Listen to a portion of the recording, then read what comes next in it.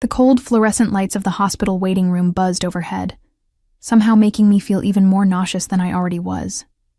My trembling fingers scrolled through the contacts on my phone, vision blurred by unshed tears. 3 pregnancy tests, and now a doctor's confirmation had shattered whatever remaining hope I'd clung to. I was definitely pregnant, and definitely alone.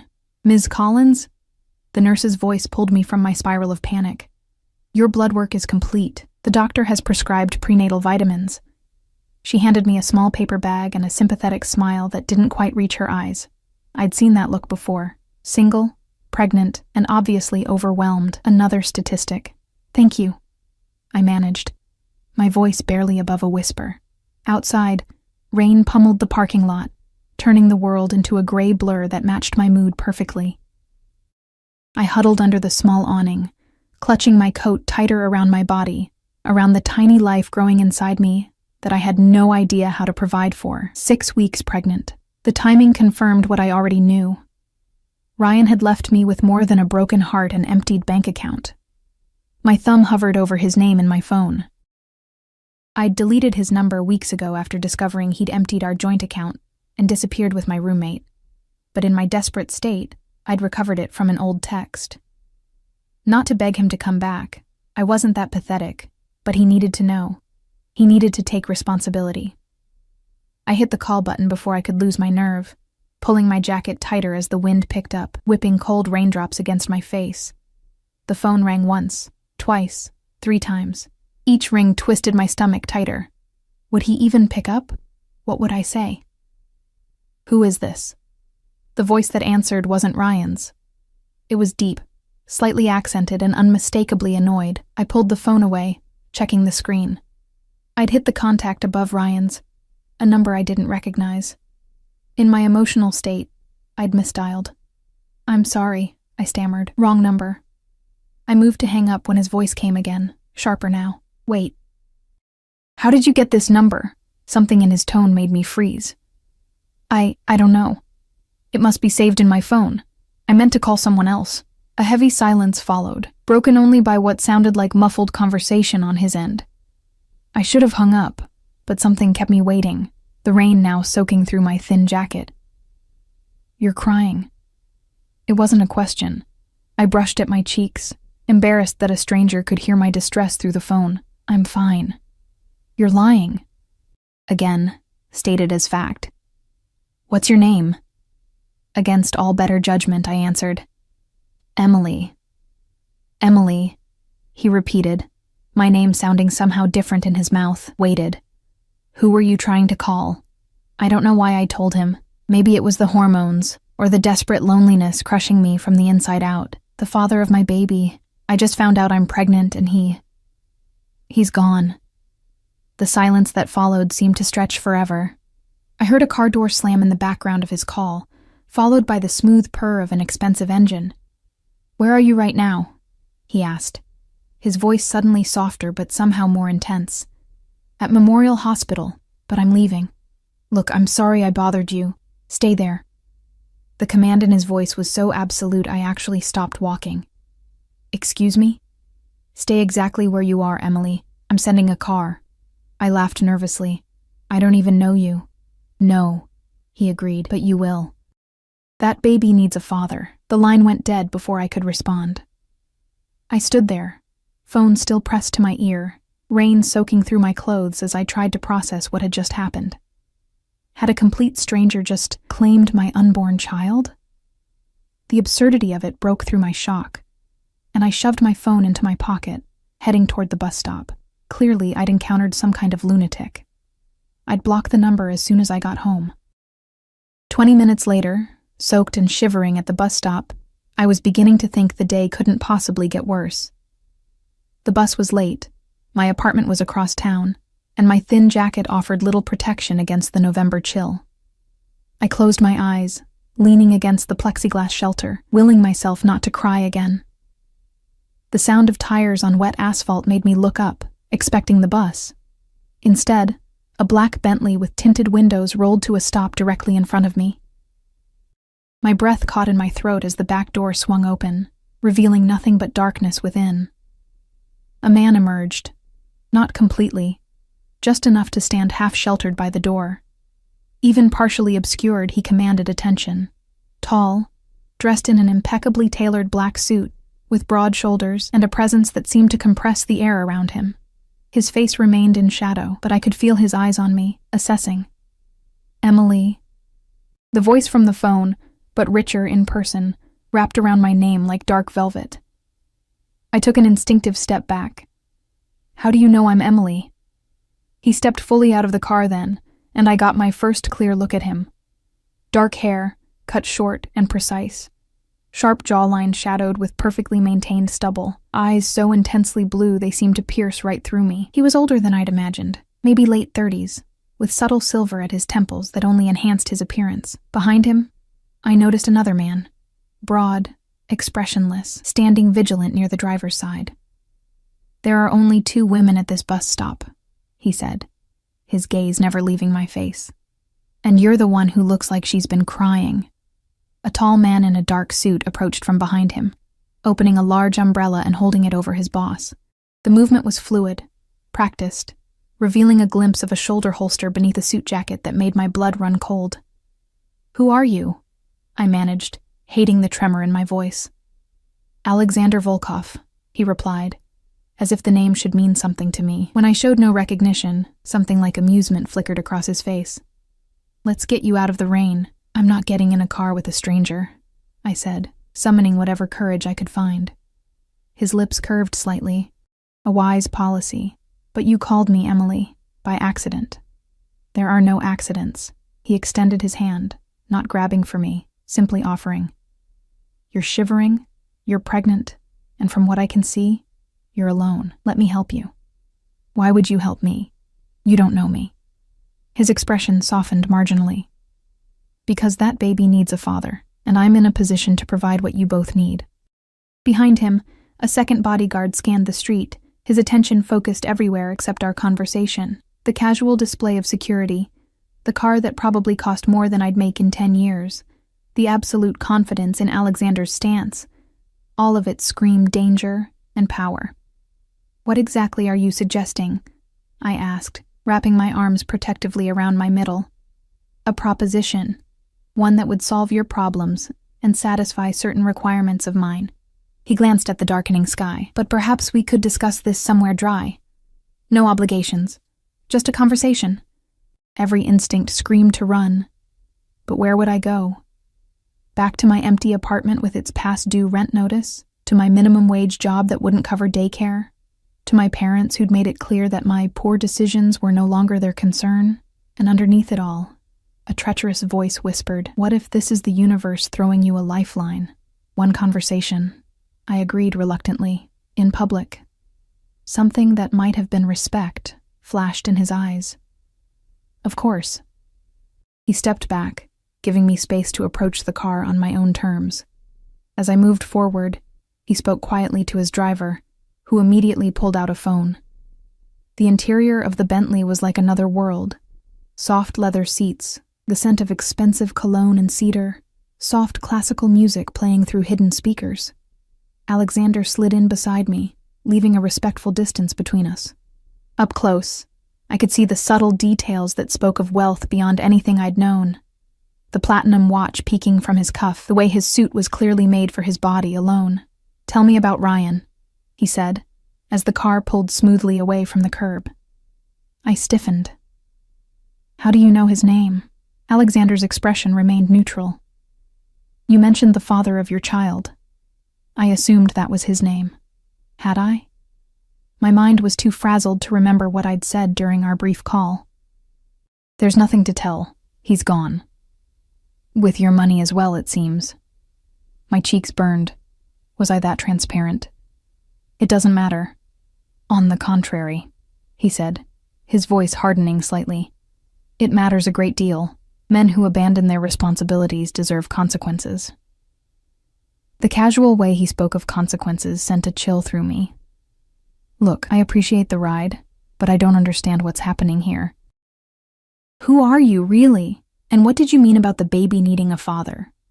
Alexander studied me for a long moment before answering. I am a businessman with interests across several industries. As for what I meant, He paused, choosing his words. I have certain obligations that would be simplified by having a family. You need security and support for your child. I'm proposing an arrangement that would benefit us both. An arrangement, I repeated, trying to process his words. You mean like marriage? Eventually, yes, after a suitable period of acquaintance. I almost laughed, but the absolute seriousness in his eyes stopped me. That's insane. We don't know each other, and people don't get married for business reasons anymore. The hint of a smile touched his lips. In my world, they do. The car slowed, pulling up to a restaurant I recognized as one of the most exclusive in the city. The kind of place where reservations were made months in advance, and the menu had no prices listed. I thought we could discuss the details over dinner, Alexander said, watching my reaction carefully, unless you'd prefer somewhere else. My stomach growled traitorously. I couldn't remember the last time I'd eaten at a real restaurant. Between rent, utilities, and now medical bills, restaurants had become an unaffordable luxury. This is fine, I said, trying to sound nonchalant. As we exited the car, I became painfully aware of my appearance. Rain-soaked hair, minimal makeup, and the worn coat I'd been meaning to replace for 2 seasons. Alexander seemed unconcerned, placing a gentle hand at the small of my back as we approached the entrance.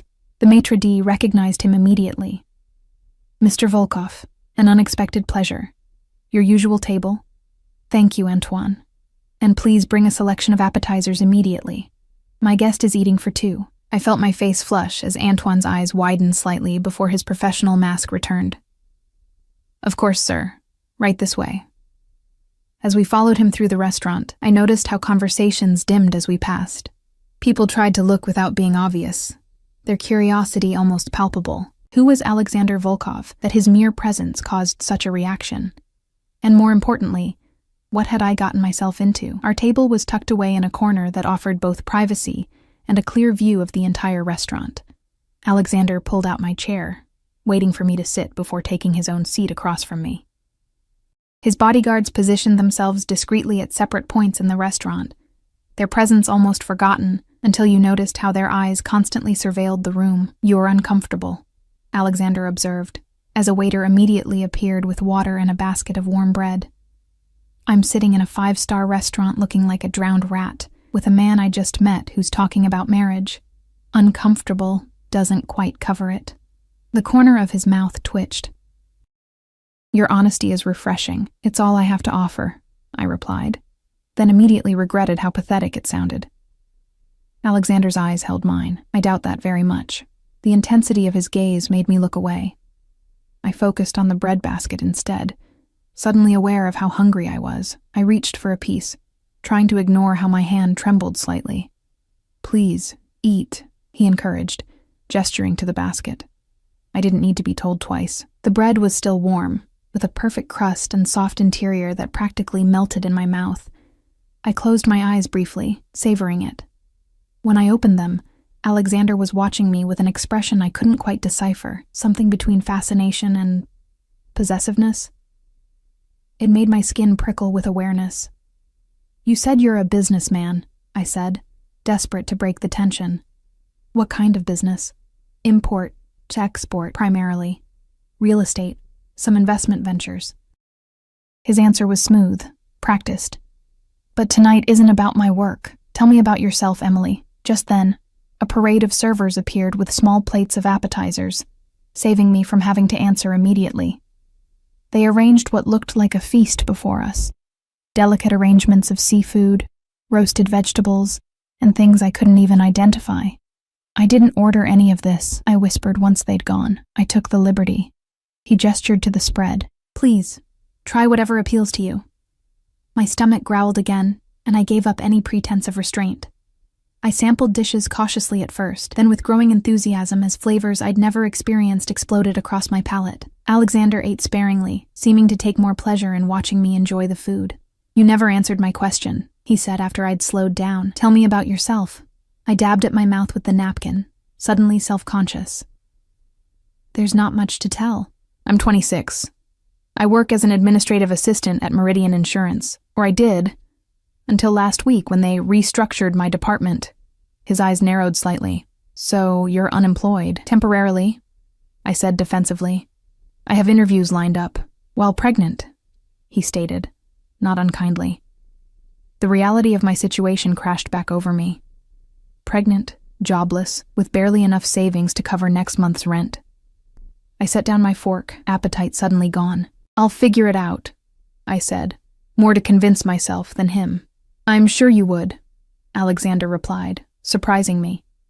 You strike me as remarkably resilient. But why struggle unnecessarily when there's an alternative? You mean your arrangement? I asked, unable to keep the skepticism from my voice. He leaned forward slightly. Let me be direct, Emily. I need a wife and a family, for reasons that are both personal and professional. You need security and support. I'm proposing a mutually beneficial solution. You're talking about a marriage of convenience. Initially, yes, his gaze intensified, though I see no reason why it couldn't evolve into something more genuine, given time. I shook my head, trying to clear it. This is crazy. People don't just meet and decide to get married anymore, especially not to solve business problems. What kind of business requires a family anyway? Something shuddered in his expression. Certain circles place high value on family men. It inspires confidence, suggests stability. So I'd be, what? Window dressing? A prop to make you look respectable? The idea was both offensive and somehow hurtful, though I had no right to feel hurt by a stranger's motives. You would be my wife, he said firmly, entitled to all the respect, protection, and privileges that position entails. The way he said protection sent a small shiver down my spine. And the baby? What role would you play there? His expression softened almost imperceptibly. I would claim the child as my own, legally, financially, and in every way that matters. Your child would want for nothing the best schools, opportunities, security. And Ryan, the actual father? Something dangerous flickered in Alexander's eyes. Does he deserve consideration? The man who stole from you and left you alone while carrying his child? I looked down at my plate. No, I admitted quietly. But that doesn't change biology. Biology is the least important aspect of fatherhood, Alexander said with surprising conviction. A real father protects, provides, guides. Would Ryan do any of those things? We both knew the answer to that. Why me? I asked finally. You could marry anyone. Someone from your circles. Someone who fits into your world. Alexander considered me for a long moment. The women in my world come with complications, expectations, connections I don't need. You're independent. Straightforward. His eyes dropped briefly to my midsection. And your pregnancy provides an expedient timeline that suits my purposes. His honesty was both refreshing and slightly painful. At least he wasn't pretending this was about some instant connection or attraction. What would you expect from me? I asked, proud that my voice remained steady. Loyalty. Discretion. Your presence at certain functions. And, he paused, eyes darkening slightly, exclusivity. The implication was clear. This would be a real marriage in all senses of the word. And if I refuse, then I'll have my driver take you wherever you wish to go, and we'll part ways. He shrugged elegantly. I'm not in the habit of forcing anyone's hand, Emily. I believed him, strangely enough. Despite the surreal nature of this entire encounter, I didn't feel threatened. Overwhelmed, certainly. Confused?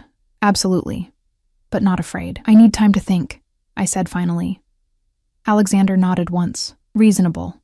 But I should warn you, I operate on compressed timelines. I'll need your answer within 48 hours. The main course arrived then, a perfectly cooked steak for him, and a delicate sea bass for me that I didn't remember ordering.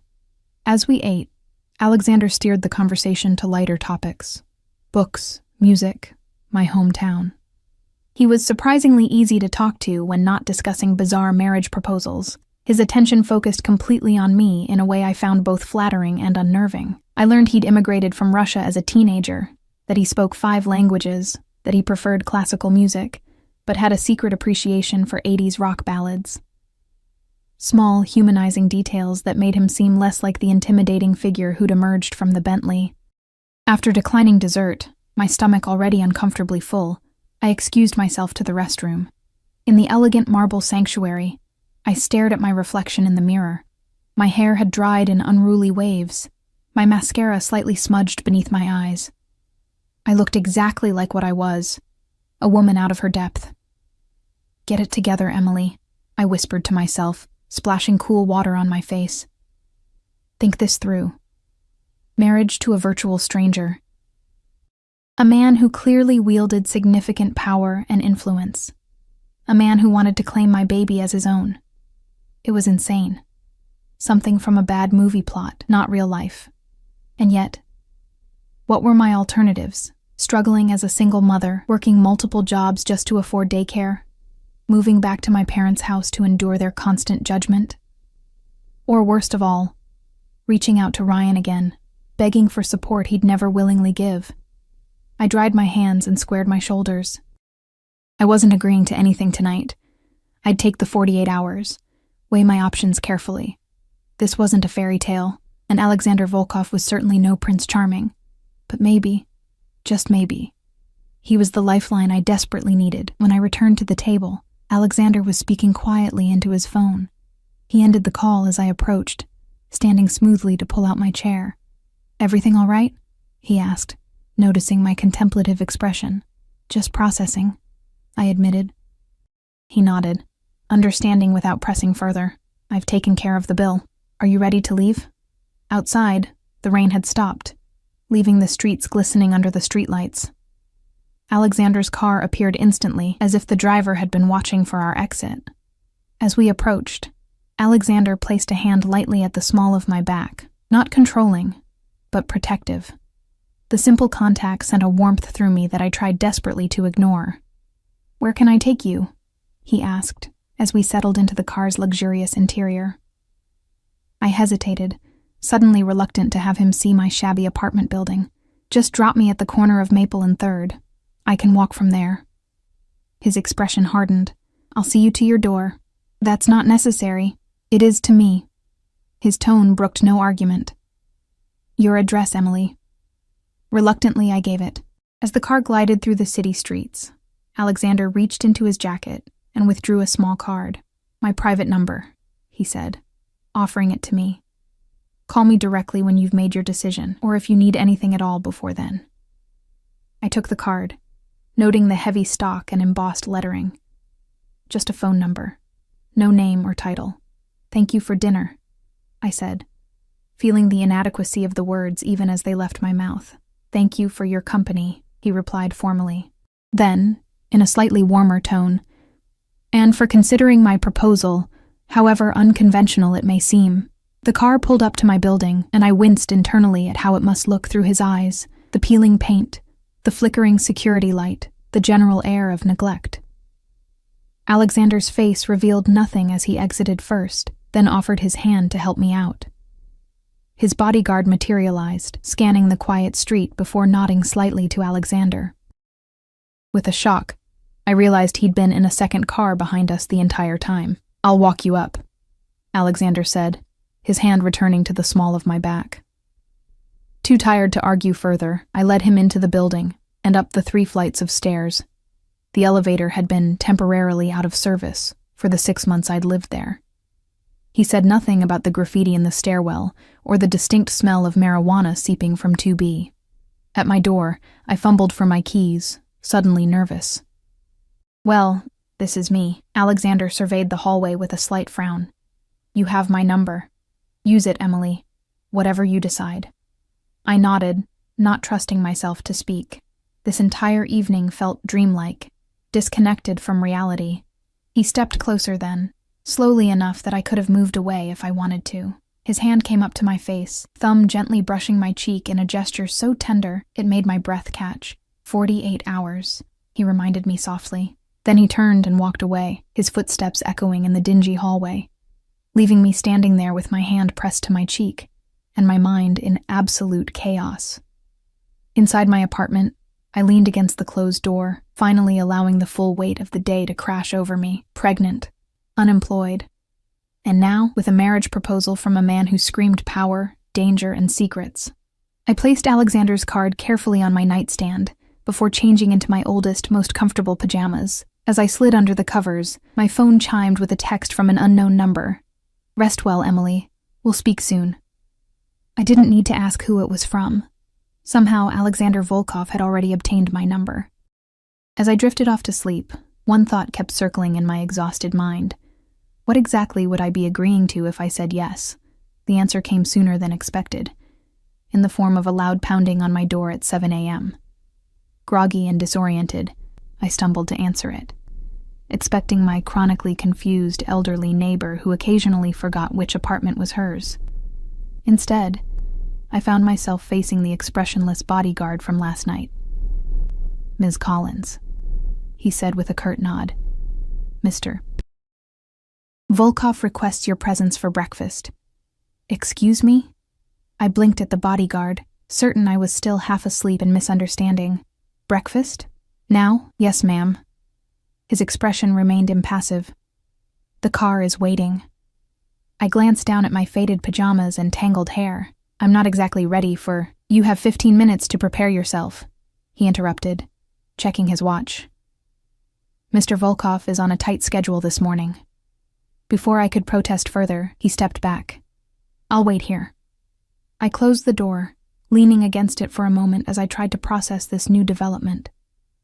Clearly, Alexander Volkov was a man accustomed to getting his way, and apparently, my 48 hours for consideration had been reduced to join me for breakfast immediately. Part of me wanted to refuse on principle, to reassert some control over this runaway situation, but curiosity, and if I was being honest, hunger, won out. I rushed through the fastest shower of my life, threw on a simple dress that I hoped looked somewhat presentable, and attempted to tame my hair into submission. 14 minutes later, I emerged to find the bodyguard exactly where I'd left him. "Mr. Volkov appreciates punctuality," he commented, the barest hint of approval in his voice as he escorted me downstairs. The same black Bentley waited at the curb, but Alexander wasn't inside. Instead, the bodyguard opened the door for me, then took his place in the front passenger seat. "Where are we going?" I asked as we pulled away from my building. "Mr. Volkov's residence," came the terse reply. I watched the city transform around us as we drove, modest neighborhoods giving way to increasingly affluent ones.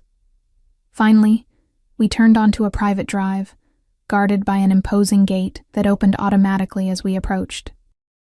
The house, though mansion would be more accurate, sprawled before us, a modernist structure of glass, steel, and stone, nestled among manicured gardens. 2 more security personnel stood at the entrance, nodding respectfully as the bodyguard led me inside. The interior was just as impressive as the exterior: soaring ceilings, museum-quality art, and furnishings that managed to be both luxurious and minimalist. "This way," the bodyguard directed, leading me through the house to a sunlit terrace overlooking an infinity pool and the city beyond. Alexander stood at the edge of the terrace, his back to me, speaking quietly into a phone. Even in this private setting, he wore an impeccably tailored suit, his posture rigid with authority. He turned as we approached, ending his call immediately. "Emily," he said, his expression softening slightly. "Thank you for joining me." Up close, in the morning light, I could see details I'd missed the night before. The faint lines at the corners of his eyes, a small scar near his temple, the way his eyes shifted from blue to almost gray depending on how the light hit them. "Your invitation was rather insistent," I replied, trying to keep my tone light despite my irritation. A ghost of a smile touched his lips. "I've found that waiting rarely improves situations." He gestured to the table set for 2. "Please, sit." We have much to discuss. The breakfast spread was as extravagant as dinner had been. Fresh fruit, pastries, smoked salmon, eggs prepared 3 different ways. A server appeared silently to pour coffee and fresh orange juice before disappearing back into the house. "Did you sleep well?" Alexander asked, his intensity somewhat at odds with the mundane question. "As well as could be expected, given the circumstances," I answered honestly, helping myself to a croissant. "I thought I had 48 hours to consider your proposal." "You do." He sipped his coffee. "This isn't about pressuring you for an answer." This is about providing you with all the information you need to make that decision. Including where you live? I gestured to our opulent surroundings. Including what your life would look like, should you accept. He set down his cup, leaning forward slightly. I don't believe in uninformed choices, Emily. There was something refreshing about his directness, even as it unnerved me. All right then, inform me. If you agree to become my wife, you would live here. You would have your own suite of rooms initially, though I would expect us to share a bedroom eventually. His gaze was unwavering. You would have a clothing allowance, a personal assistant, access to my private physician for your prenatal care, and a driver at your disposal. I nearly choked on my orange juice. That sounds more like a job offer than a marriage. In some ways, it would be both, he conceded. There would be certain expectations, accompanying me to business functions, maintaining appropriate appearances, learning to navigate certain social circles. And in return, financial security, both for you and your child. The baby would bear my name, have the best education, opportunities, connections. You would never have to worry about providing for your child's needs. He paused, studying my face. And you would have my protection. There it was again. That emphasis on protection that seemed to carry hidden meaning. Protection from what, exactly? I asked. Alexander's expression hardened. The world can be dangerous for a woman alone, especially one in vulnerable circumstances. Even more so for a child. And what about physical aspects? I forced myself to ask, heat rising to my cheeks. Would you expect— Yes, he interrupted, his voice dropping slightly. Eventually. I won't pretend otherwise, but not until you're comfortable, and certainly not while you're pregnant. I stared at my plate, processing his blunt response. At least he was honest. What about love? The question slipped out before I could stop it. Alexander was quiet for so long that I finally looked up. His expression had softened into something almost vulnerable. I believe respect and loyalty can grow into something meaningful, he said carefully. I'm not offering you a fairy tale, Emily. I'm offering you certainty in an uncertain world. For some reason, his answer affected me more than flowery promises would have. There was a pragmatism to it that resonated with my current reality. And if I say no? I asked, needing to understand all my options. Then I would still like to help you, he said, surprising me. A job in one of my companies, perhaps. Some assistance until you're back on your feet. His eyes met mine. I don't make a habit of abandoning people in need, especially not expectant mothers. His generosity, however conditional, brought unexpected tears to my eyes. I blinked them back furiously, blaming hormones. Why? I asked, my voice barely above a whisper. Why would you do any of this for a complete stranger? Something flickered across his face, a shadow of old pain quickly concealed. Let's just say I understand what it means to be alone and vulnerable. Before I could press further, his phone vibrated on the table. He glanced at it, frowning slightly. Business, he explained, standing. Please, continue eating. I need to take this call, but I'll be back shortly. Feel free to explore the terrace. As he stepped away to take his call, I found myself studying him from a distance. Even in this private moment, there was an alertness to him, a constant awareness of his surroundings. I noticed how his security staff positioned themselves discreetly, but strategically around the property. The way Alexander kept his voice low, his back to the wall rather than the open space of the garden. Who exactly was Alexander Volkov? And what kind of business required such intense security measures? My thoughts were interrupted by the arrival of a sleek tablet, presented by the silent server who'd been attending our breakfast. Mr. Volkov thought you might be interested in reviewing these, she explained softly, setting the device before me. The screen displayed what appeared to be legal documents, a prenuptial agreement, from what I could gather as I scrolled through. The terms were surprisingly generous. In the event of a divorce, I would receive a substantial settlement, a housing allowance, and continued support for the child. The only conditions were related to confidentiality and loyalty during the marriage. I set the tablet down, feeling overwhelmed. This was moving too fast, becoming too real, yet I couldn't deny the security it offered. Not just for me, but for my baby. Alexander returned, his expression giving nothing away about his call. I see you've been reviewing the preliminary agreement. Preliminary? I echoed. Of course. It would be customized to address any specific concerns you might have. He resumed his seat, studying me. You look troubled. I let out a short, incredulous laugh. Wouldn't you be? 24 hours ago, I was just a pregnant, jobless woman with no prospects. Now I'm having breakfast at a mansion, reviewing prenuptial agreements with a man I barely know. Alexander nodded, conceding the point. It's a lot to process. That's an understatement. I took a deep breath. I need to understand what I'd be getting into. Not just the perks and the protection, but the reality of who you are, what you do. His expression turned guarded. My business dealings are complex and, frankly, not something I discuss in detail with anyone. I'm not asking for trade secrets, I clarified. But if I'm considering binding my life, and my child's life, to yours, I need to know if I'm walking into something illegal. Alexander's eyes narrowed slightly. An understandable concern. My primary businesses operate entirely within legal parameters. Import, export, real estate development, investment. I have holdings in several legitimate enterprises across the city. I noticed he said primary businesses, implying there were others. And the careful phrasing, operate within legal parameters, felt deliberate. But, I prompted. But, he acknowledged with a slight inclination of his head. I come from a world where business and family connections are complicated. My associates are not always as scrupulous as I am. You're talking about the Russian Mafia, I said bluntly, the pieces finally clicking into place.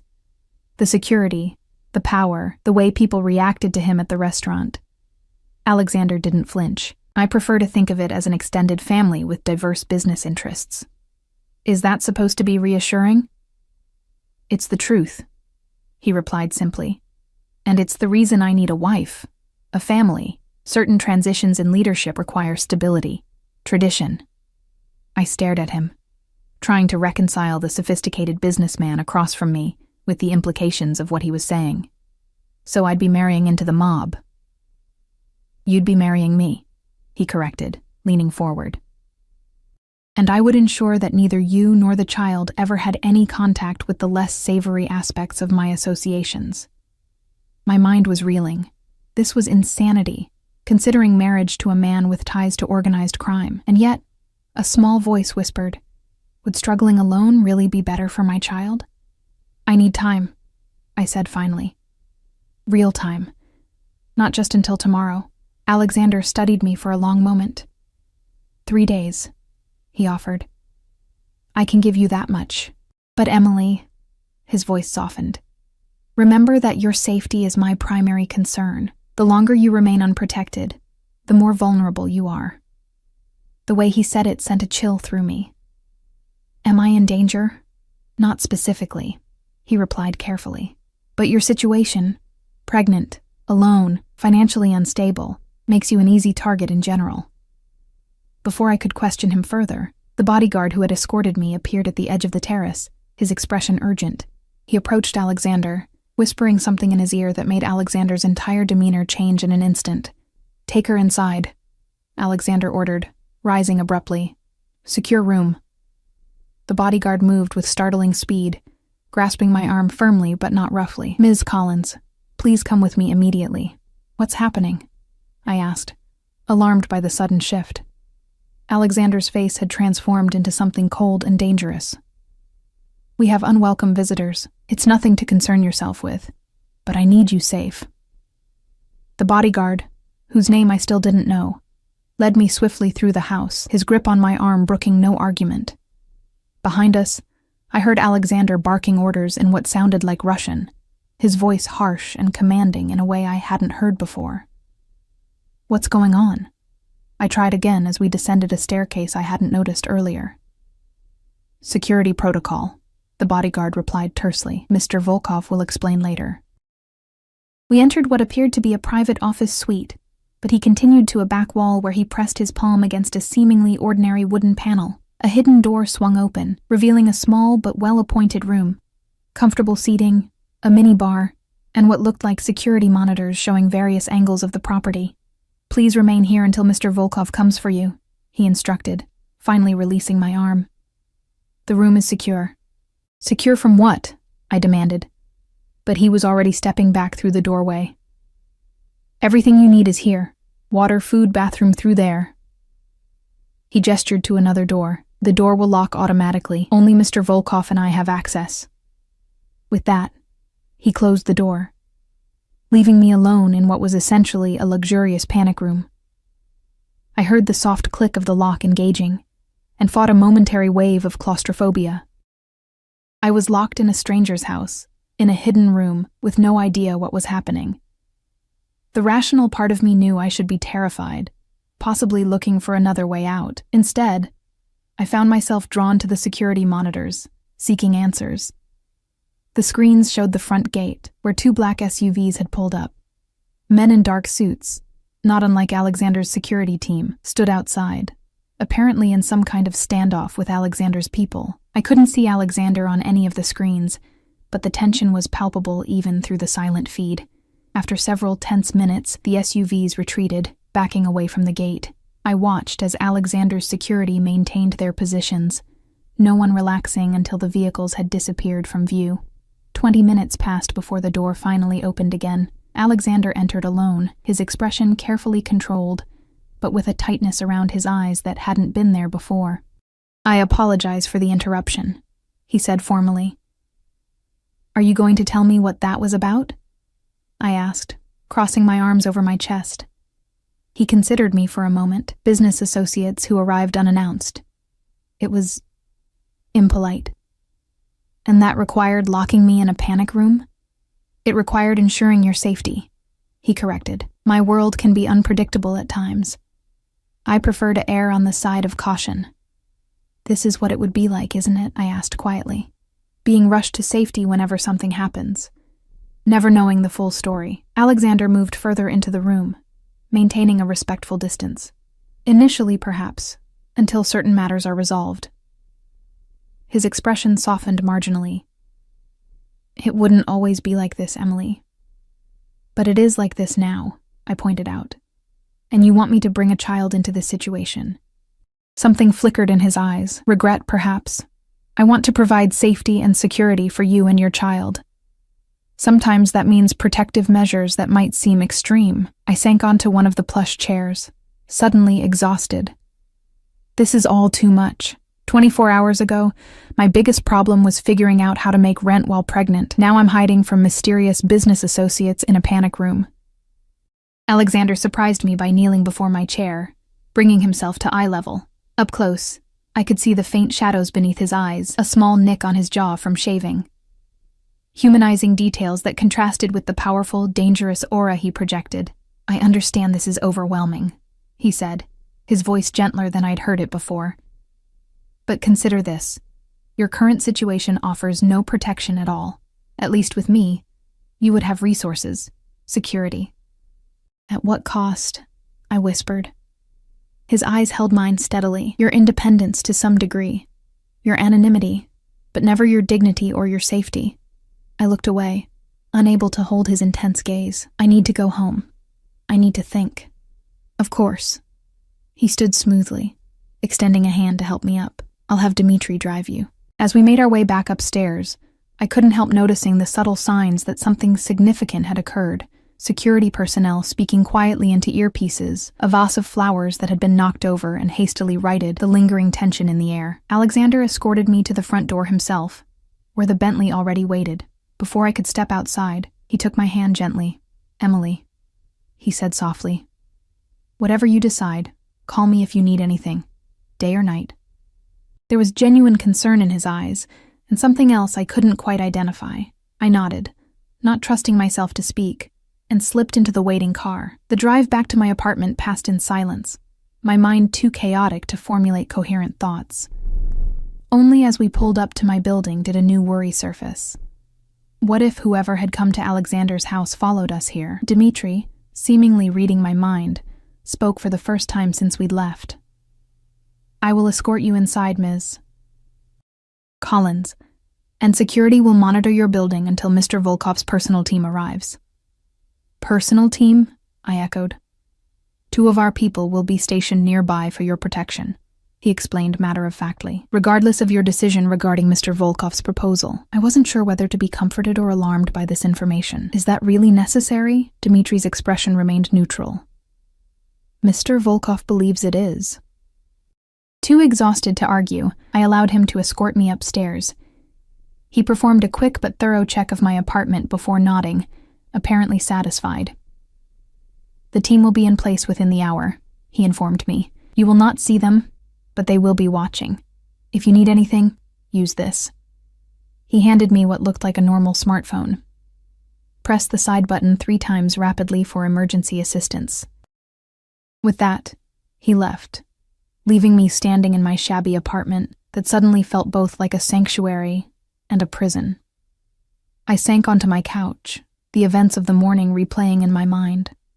The contrast between Alexander's world and mine couldn't have been starker. His mansion with its panic rooms and security teams versus my 1-bedroom walk-up with its leaky faucet and temperamental heating. His world of power, danger, and luxury versus my struggle for basic stability. And yet, he wanted to bring me into his world, to claim my child as his own. To offer protection I desperately needed, but at a cost I wasn't sure I could pay. I placed my hand on my still flat abdomen, thinking of the tiny life growing inside me. What kind of future could I offer this child on my own? Constant financial struggle, inadequate health care, maybe even homelessness if I couldn't find work soon. And what kind of future would my baby have as Alexander Volkov's child? The best of everything, certainly. But also danger, secrets, and a father whose business associates prompted panic room protocols. My phone, my regular one, chimed with a text message, pulling me from my thoughts. Unknown number, but I knew who it was from before I even read it. Check your email. A. Sure enough, an email from a Volkov had arrived in my inbox moments earlier. The subject line read simply, "For your consideration," and the body of the email contained only a brief message. Medical coverage effective immediately, regardless of your decision. First appointment scheduled for tomorrow at 10 a.m. if acceptable. Car will be waiting at 9:30. Attached were insurance documents showing comprehensive health coverage, including prenatal care, under a corporate plan from one of Alexander's companies. My name was already listed as a covered employee. I stared at the screen, tears welling in my eyes. He had arranged health insurance for me, for my baby, without conditions. It was the one concern that had been keeping me awake at night, the fear of inadequate prenatal care or crushing medical debt. Before I could process this development, someone knocked at my door. Warily, I approached, remembering Dmitri's warning about security teams. "Who is it?" I called. "Delivery for Emily Collins," came the reply. I opened the door cautiously to find a courier holding a large garment bag and a smaller package. "Sign here, please," he said, offering an electronic pad.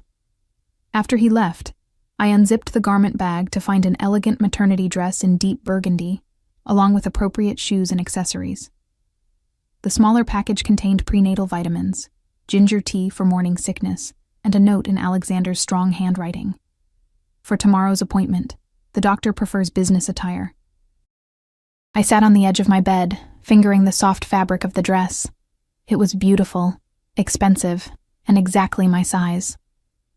The gesture was thoughtful and presumptuous in equal measure, just like Alexander himself. My phone chimed again. "Is the dress acceptable? If not, alternatives can be arranged." I found myself smiling despite everything. The man didn't miss a detail. "The dress is beautiful," I replied. "Thank you. And thank you for the insurance. Your well-being is my priority, Emily. Sleep well." I set the phone down, still torn between gratitude and wariness. Alexander Volkov was dangerous. Of that I had no doubt after this morning's events. But he was also offering a solution to every problem currently crushing me. Could I really consider marrying a man tied to the Russian Mafia? Becoming the wife of someone whose business dealings prompted armed standoffs, raising my child in that world? The practical side of me argued that Alexander's world, with all its danger, still offered more security than my current situation. At least with him, the threats would be known, anticipated, guarded against. On my own, I was vulnerable to everything: eviction, poverty, inadequate healthcare, the everyday dangers faced by a single woman with no support system. I fell into an exhausted sleep, still wearing my clothes, no closer to a decision than I had been that morning. The next day passed in a blur of medical appointments. Not just the promised OB/GYN visit, but a full workup with specialists I could never have afforded on my own. Alexander didn't attend, but his presence was felt in every preferential treatment, every Mr. Volkov has arranged. That smoothed my way. The burgundy dress fit perfectly, earning approving nods from the medical staff clearly accustomed to Alexander's associates. The doctor confirmed my pregnancy was progressing normally, but recommended additional vitamins and more rest, luxury items in my previous reality.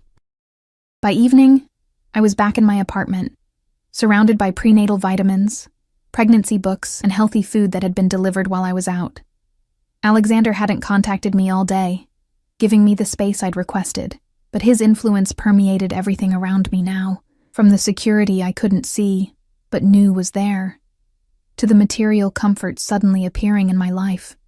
As darkness fell, I found myself drawn to the window. Looking out at the city lights, somewhere out there, Alexander was waiting for my decision. A decision that would irrevocably change my life and my child's future forever. My phone rang, startling me. Not Alexander's number, but one I recognized with a jolt of dread. Ryan.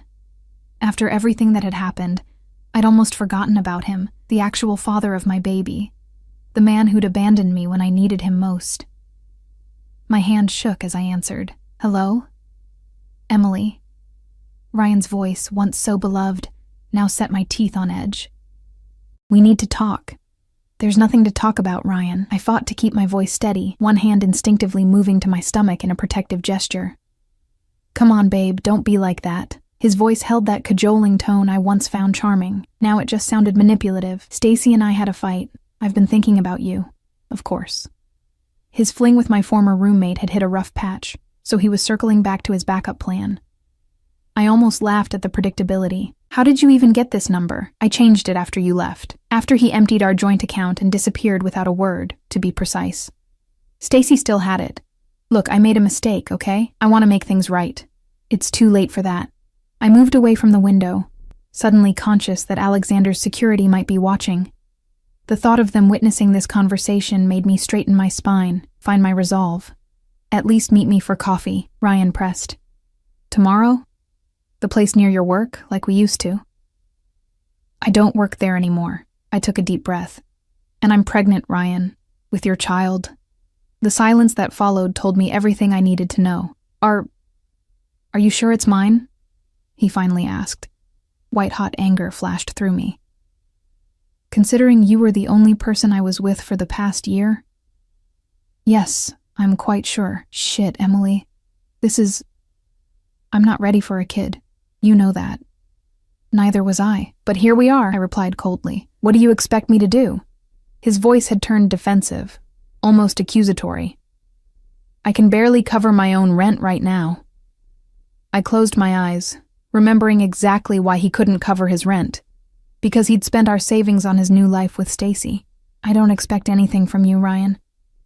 I just thought you should know. We could, there are options, he suggested haltingly. My free hand curled into a fist. No, I'm keeping this baby. Then I don't know what you want from me, he said, frustration evident in his voice. I can't afford child support. I don't want anything from you, I interrupted, surprised to find it was true. Not anymore. There was a pause, then his voice changed, becoming suspicious. Wait, how are you managing then? You always said you could barely make rent yourself. I thought of Alexander, of the security teams watching my building, the health insurance, the prenatal vitamins neatly arranged on my counter. I've found support elsewhere. Another guy? Ryan's tone shifted to incredulous. Already? And he's cool with you being knocked up? Goodbye, Ryan, I said firmly, ending the call before he could respond. I blocked his number immediately, my hand still shaking slightly. Just like that, the last thread connecting me to my old life had been severed. Ryan wasn't going to step up, wasn't going to provide for our child. Not that I'd expected him to, but hearing his reaction, the immediate attempt to deny responsibility, to suggest options, solidified something in me. My child deserved better, deserved a father who would protect rather than abandon, provide rather than take. I looked around my small apartment, at the evidence of Alexander's influence already creeping in. The expensive prenatal vitamins, the designer maternity dress hanging in my closet, the security I couldn't see but knew was there. Was this a glimpse of what life with him would be like? Protection, provision, but also control, danger lurking at the edges? My phone chimed with a text, "Alexander," as if conjured by my thoughts. "All well after your appointments today?" I hesitated, then typed, "Yes, everything's fine. Thank you for arranging them." His response came quickly. "It was my pleasure. Have you eaten this evening?" The question was so ordinary, so domestic. It almost made me smile despite everything. Yes, the food delivery was very thoughtful. "Good. You're taking care of two now." Before I could respond, another message appeared. "Ryan called you." It wasn't a question. I froze, staring at the screen. How could he possibly know that? Had my phone been tapped? Were Alexander's security people reporting my every move? "Are you monitoring my calls?" I typed, anger flaring. "No," came the immediate response. "He was spotted approaching your building earlier. I assumed he would attempt contact." My anger deflated slightly, still invasive, but marginally less so than actual surveillance of my conversations. "He wanted to meet," I admitted.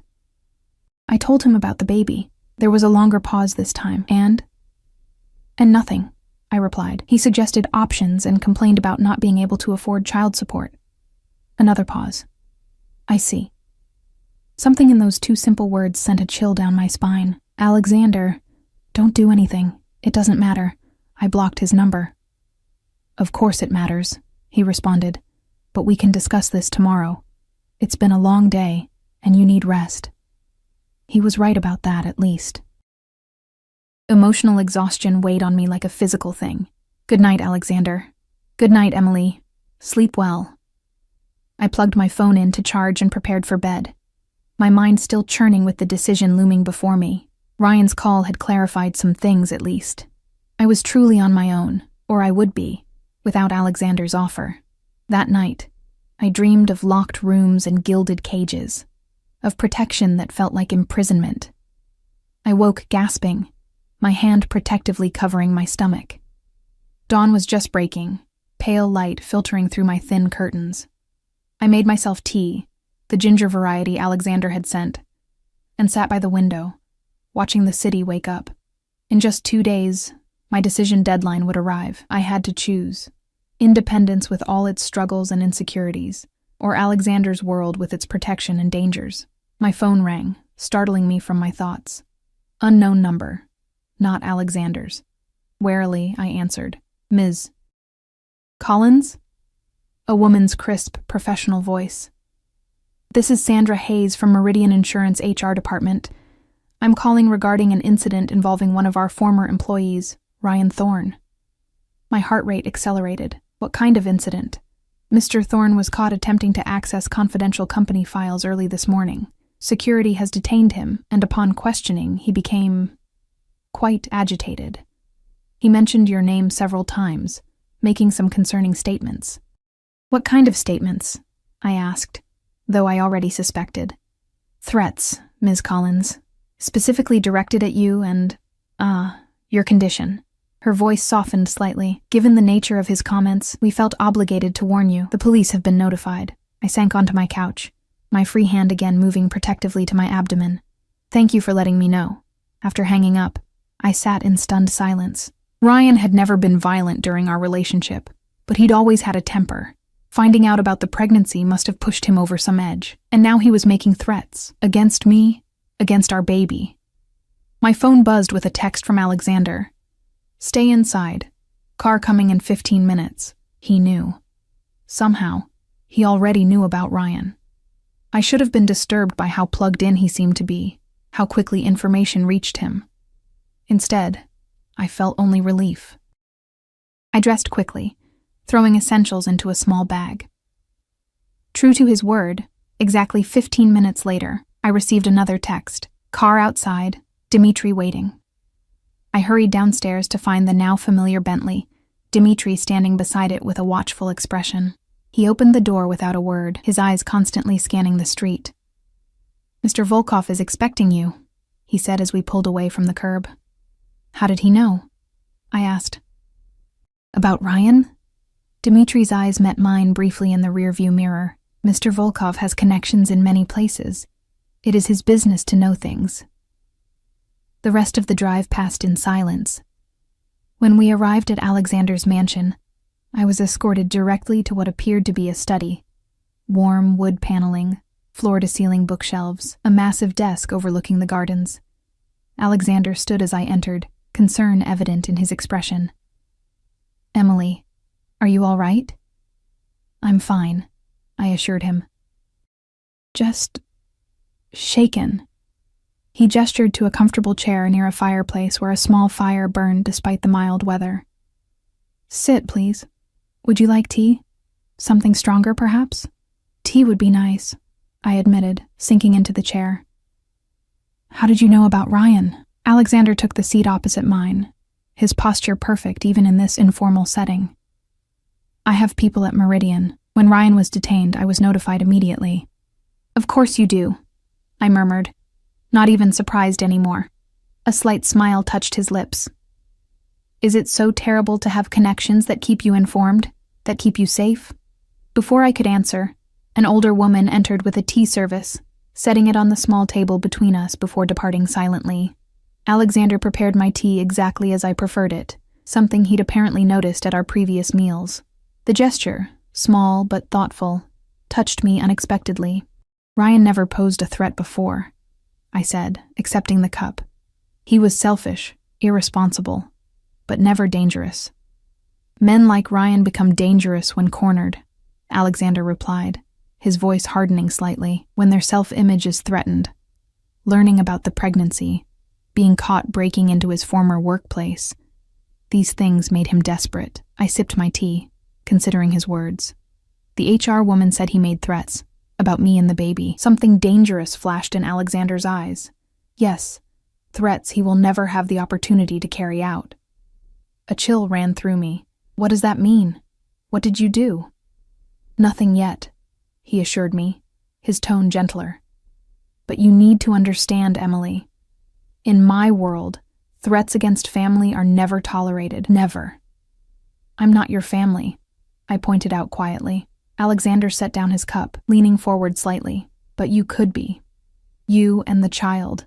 The moment stretched between us, weighted with possibility. Finally, I asked the question that had been haunting me. "Why me, Alexander? Really? There must be women in your world who understand the lifestyle, the dangers. Women with connections, influence. Why choose a pregnant administrative assistant with nothing to offer?"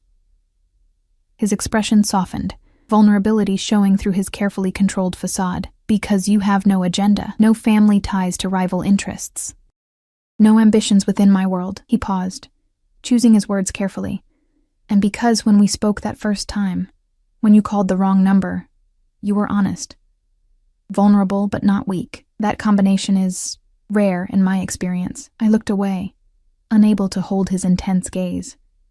"And if I say yes, what happens then?" "Then we proceed as discussed. Marriage, eventually. You move in here, where I can ensure your safety. The child is born with my name, my protection." His voice dropped slightly. "And in time, perhaps we build something genuine between us." "And if I say no?"